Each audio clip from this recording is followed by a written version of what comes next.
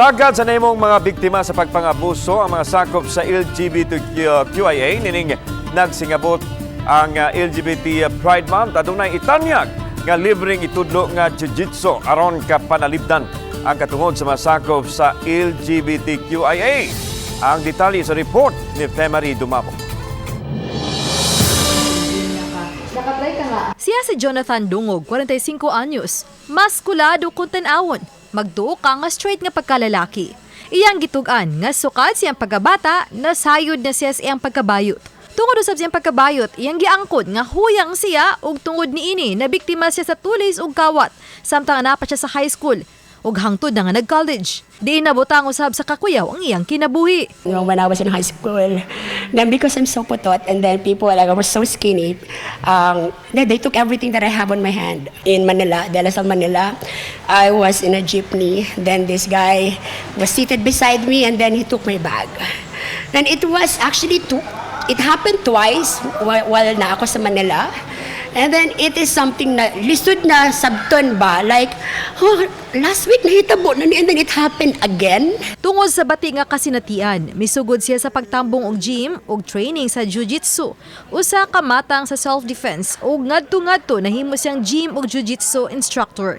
Kabahin siyang kausa karon ang pagtabang sa mga sakop sa LGBTQ+, pinaagi sa paghatag kanila og libreng training sa self-defense. Nakig-partner karon siya sa usa ka non-government organization nga nagtabang sa mga LGBTQ+ nga ma-empower ilabi na ang mga kabus. Nga gitawag kini og Rain Pau. If we could offer this kind of activity to LGBTQ+, we can avoid those instances. Because, we can help them develop their confidence. We can help them protect themselves in every situation. So physically and emotionally. Physically and emotionally. Daghang gyud ang among mga nakita na mga cases.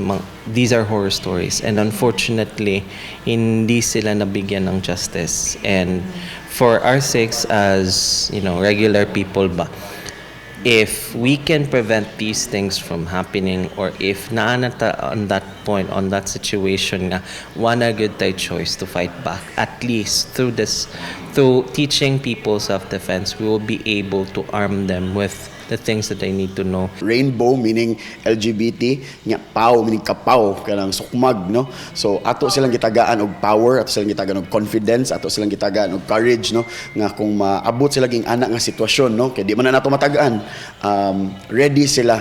No, dili ingon ready sila mo kulata or mo fight back, pero kay baw sila, self-aware sila kung unsa ilang buhaton alang nga time. Gisugdan kini niadtong Pebrero diin 30 ng ilang natabangan ug katungan nini mga sakop sa LGBTQ+. Obani Godfrey Relien, Femari Dumabok. Balitang Bisdak.